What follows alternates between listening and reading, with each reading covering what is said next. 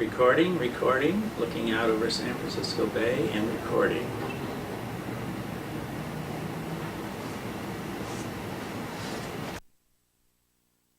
My name is Les Everett. I'm interviewing Alonzo Wade for the National Association of Black and White Men Together History and Legacy Project. Alonzo is currently residing in Atlanta, Georgia, and he's serving as the trustee for the Michael Smith Trust. Good afternoon, Alonzo. Good afternoon, Mr. Everett. Alonzo, can you tell me a little bit about when you first joined NABWMT, what it was like? Oh, sure. I joined BWMT Atlanta in 1983, excuse me, at the encouragement of a friend of mine, Kenneth Marshall. At the time, I had an African-American lover, and I realized the importance of having a group that I could socialize with, and that's strictly what it was a social. I noticed that we were not accepted either very well in either community. As a matter of fact, I recall clearly on more than one occasion, one of the two of us was always told, "Why don't you stay with your own kind?" Really? Which was, it was just discouraging to think that, in our community where we were, so why would you want to do that? Why don't you stay with your own? And I used to think, well, what is my kind? So you said the primary reason that you joined the group was because of the social aspect of it, right, where we could, we could go to the potlucks and the other social things as a couple, and felt a little bit more at home than, because I don't recall Atlanta being I recall Atlanta when it first started, there being a lot of couples involved as opposed to people who wish to couple. And so that was in '84. I went to my first convention. And that was where? In Atlanta. And Kenneth was running that. And that was really kind of my first exposure to the NA. As you might be quite aware, I've not always had a real positive relationship with the NA, although now it's quite good. Can you recall what some of those initial impressions or feelings were about the group? Well, I tend to be a very loyal kind of person and a loyal friend, so a lot of the dissension was really based on Kenneth's attitude towards the organization. It seems to me that the initial disagreement had to do more with whether it was a political, social. I'm not sure which came first, the name change issue or the, what was the purpose of the organization. I know that Kenneth felt real strongly that it really was a social organization, and that's what was going to keep it going. And did you find that to be primarily true? I mean, well, it was true for me. Uh-huh. It was true for me at the time. I mean, 20 years ago, more or less, I was not as interested in my late 20s and early 30s about the political agenda of gay people. I lived in a city that was very gay, and there was nothing, we lived a gay lifestyle. It didn't seem like we needed special, right? It seemed like we had what we needed to live our full lives. But, I think there was a group of people on the national level who believed that there was an agenda to be taken forward, and I just think there was some dissension on it, and people who weren't quite willing to talk things out. it became more of an argumentative type thing as opposed to let's work on this together and come to compromise. Mhm. So do you consider this as a positive type thing for you that you became associated with the group, or? Oh, clearly. You know, things change over time, and I believe that there's a clear need. I don't believe there's any other organization that can fill the role that BWT fills. We really need to address the problem of racism in our own community. I'm a firm believer in what Dr. King said, which is, you know, until we're all free, none of us are free. And if we don't, as a community, address the racism that still exists, you know, and the gay community is just a microcosm of the general community at whole. You know, we do racism now just in different ways than we did 20 years ago. There's no more carding, but when you look at hiring practices, and we still have work to do. So I believe it's a very viable, good organization, and I'm glad to be a part of it. Good.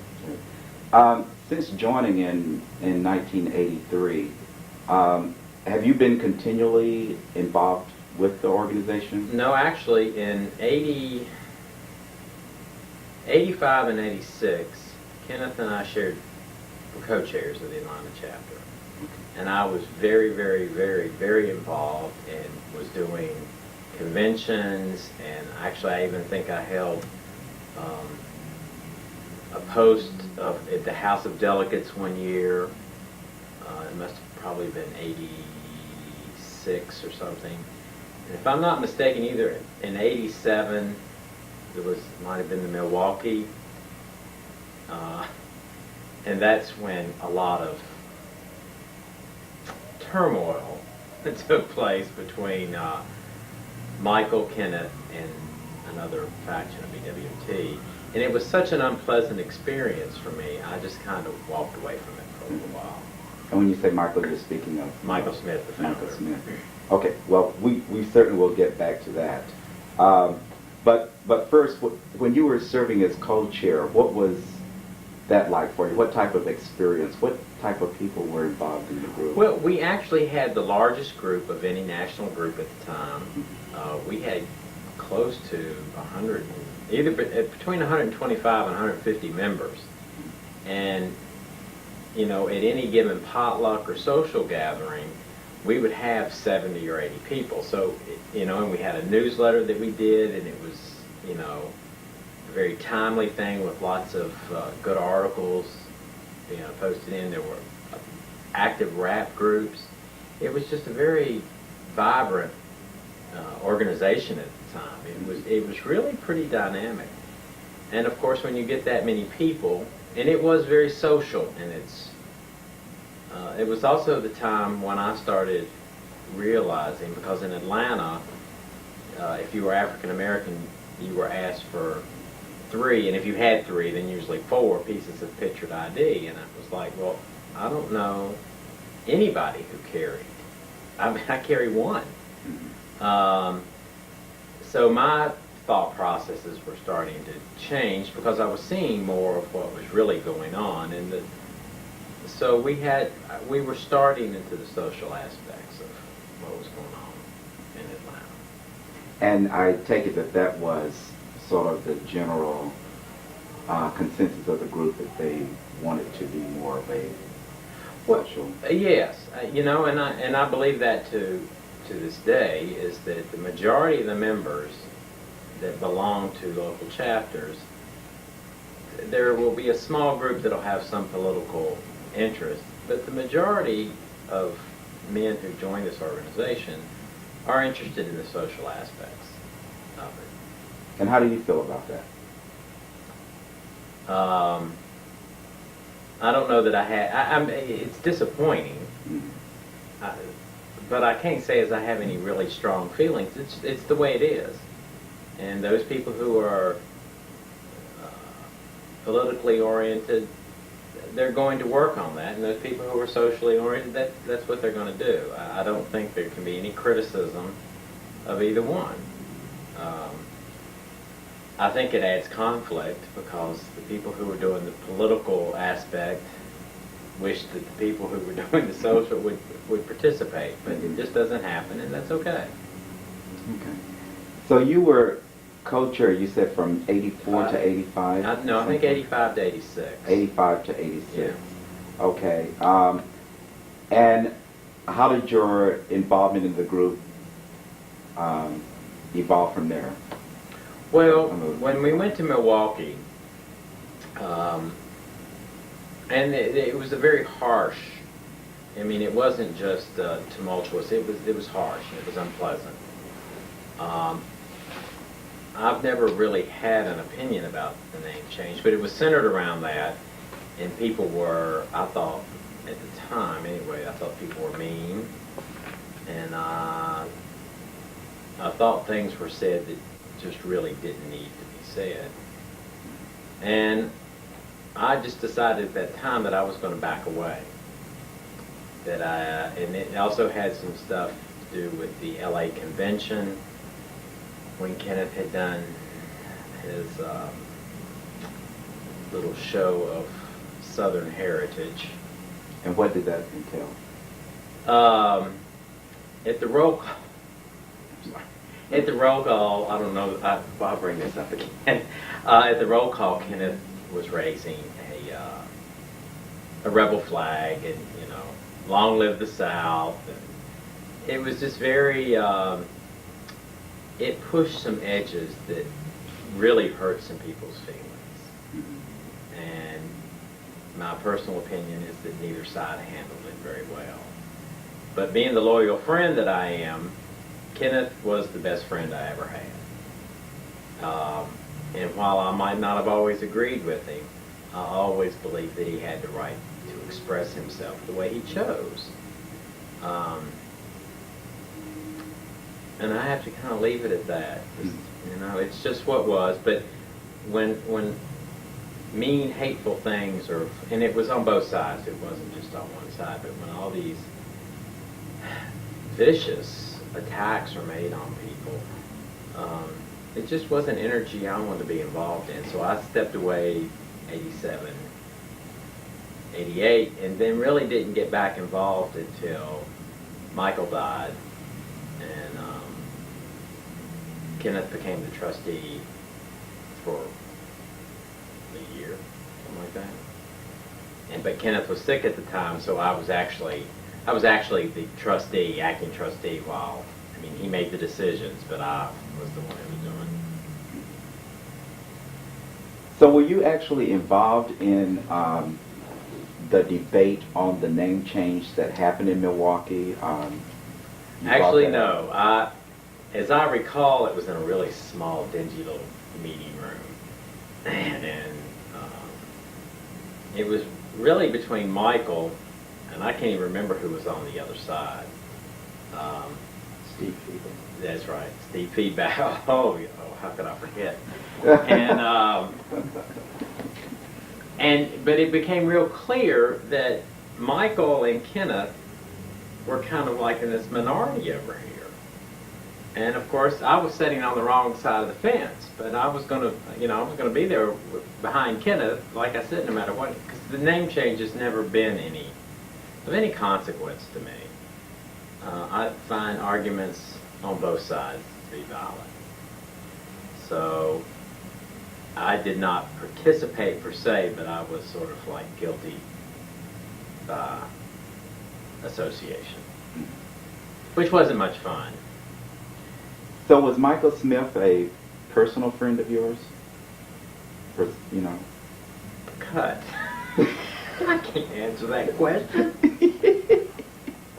Okay, so I take it that at that convention in Milwaukee in '87, that it was probably a very sort of deciding moment for you as far as your involvement with the organization is concerned. Actually, it was very much the deciding point, at which everything that the entire week was so full of incredibly vicious attacks on, and it wasn't just about the name change. It seemed to be about a little bit of everything. Mm-hmm. And, how the organization was going to be run and who was in control. That, as I said earlier, I don't like being around energies that are so incredibly mean. I believe in good debate. I also believe that you have to respect somebody else's opinion, and there was absolutely no respect at all, and on either side. And I would be able to tell Kenneth to his face today that he did some things that were really pretty rude. But some of that was in response to other people who were just as rude. And I just decided I didn't want to be involved with an organization that was... So when you returned to Atlanta, you basically considered yourself done. Out of the organization, Right. or you just backed away? Right. Okay. I paid my dues. I've always been a dues paying member. Okay. Because I do believe, and I still believe, and I always will believe, that there's a place for this organization. How the organization tends to handle that, it might not be something I agree with all the time, but Mm-hmm. there's a place. Okay. So you say, was it soon after then, getting back to your friend Kenneth, you said that he assumed after Michael Smith died, and I take it that was how many years after that? Well, Michael decided to move to Atlanta in '88 and finally moved to Atlanta in like the spring of '89. Michael was in, and I don't know that any of us really realized it, but Michael was in the last stages of HIV disease, and when he moved, Kenneth and him were very good friends.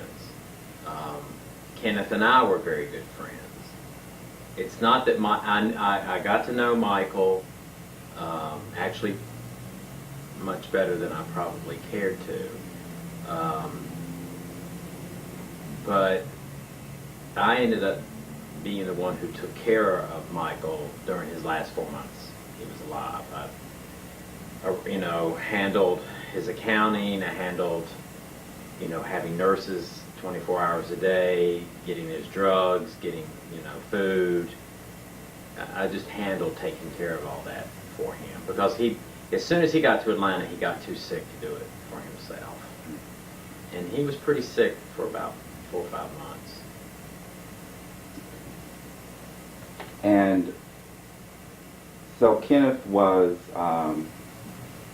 appointed as the trustee of The the trustee estate. of the estate. Michael had left minimal amounts of money to the San Francisco chapter and a few little things to his people, his blood relatives. But he left the residual of everything he had owned to the organization, which turned out to be a pretty nice sized trust for, an organization as small as BWMT was at the time. Did Michael ever speak to you about his desires or visions for the organization, or maybe through Kenneth share those with Well, you? the thing that I remember as they were setting up the trust, the one thing Michael never wanted to do was reach from the grave. And that was the exact words he used, which were, impressed upon me, is that he didn't want to set it up so stringent that he felt like he still had control over it after he was gone. He wanted the organization to grow and be what it was going to be. which was very admirable for somebody who was leaving a nice chunk of change to the organization that wasn't always real kind to him. There were a lot of people in the organization who really never gave Michael the respect of that he was the founder. I mean, he was the one who started the whole thing. It's not to say that I always agreed with his philosophy, but he was owed at least the respect of that he founded it and it was kind of his baby.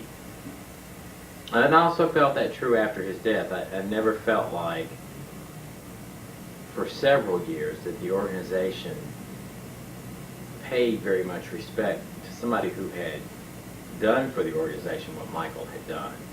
Michael was a very talented, gifted man. His anthology, his ability to write music, he was just an extremely talented man. And I don't know that that was ever really shown in appreciation for the group. Even to this day?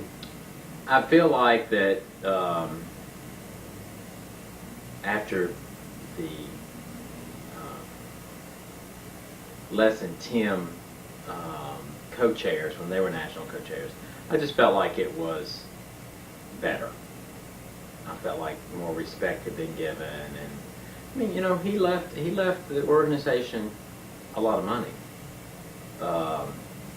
and I felt like by that time some healing had started taking place, so that some of the other things that were further away just weren't so bad anymore.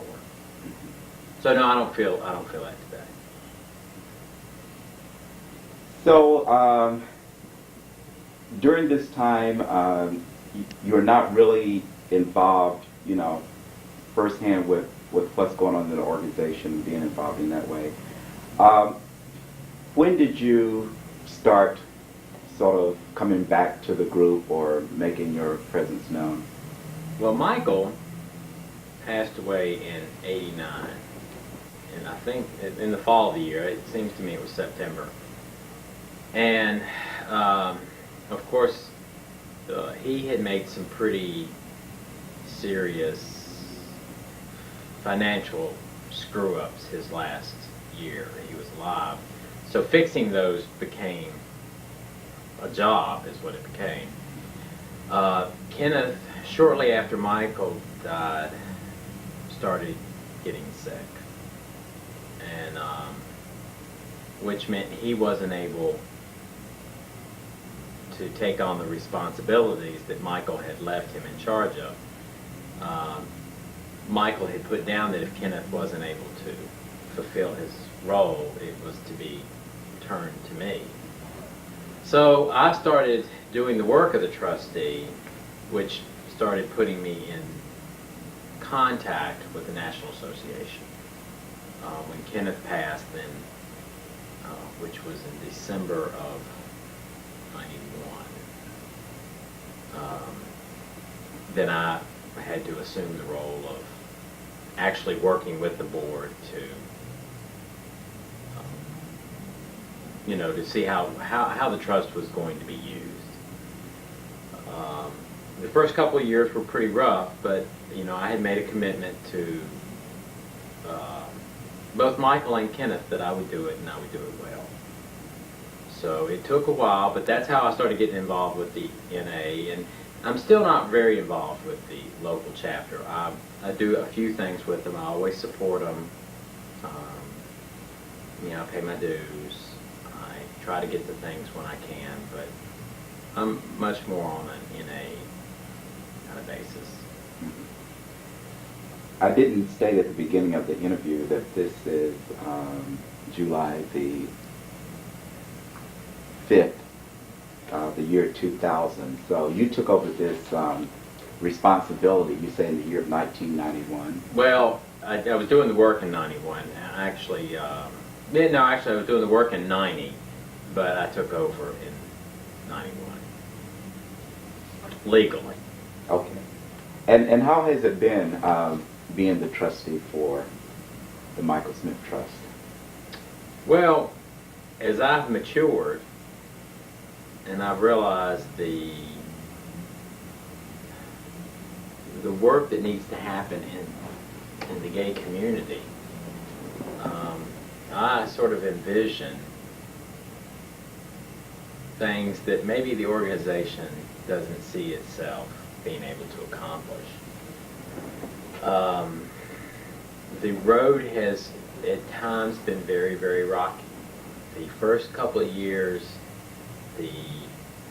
number one, I don't think there was ever really a good explanation of what the trust was really for. I remember getting requests for, photocopiers and computers to set in people's homes. There was a lot of requests for things that weren't really what's not what the trust was set up for. So there was a lot of antagonism, I feel, at the beginning. But I felt like, for me, that I put an incredible amount of energy into making sure that the trust and the organization had a good working relationship, which I think we have now. I think we have a very good relationship. You made the statement that that's not what the trust was set up for. Mm-hmm. What's your understanding of what it was set up for? Well, that's going to be it's set up to further the statement of purpose, which is we all know has changed tremendously since this trust was set up. And I have to go back to that statement of purpose, not the one that we live by now. We can have the one that we live by now. That doesn't bother me. But it's not for HIV/AIDS education. It's for fostering and developing programs that help deal with discrimination in the gay community, specifically in the gay community. The HIV/AIDS community has plenty of funding. And I'm not saying there doesn't need to be, and that we don't need to be involved in that, but that's not what the trust was set up for. Also, there's a lot of work to do in the gay community with regards to fostering interracial relationships. And I don't believe that it was set up for multiracial. It was specifically set up for Caucasians and African Americans. This is what this organization was founded on.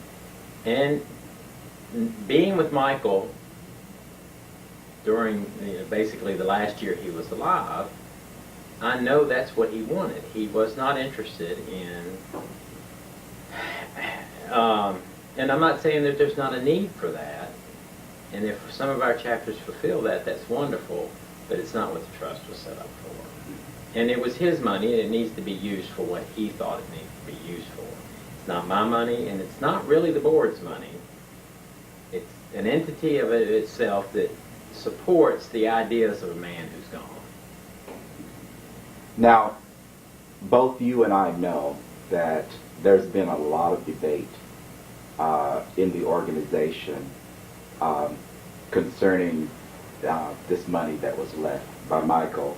And it has often been said that one thing that's tied to this money is, again, this name debate thing, whereby this must remain the National Association of Black and White Men Together, or we are subject to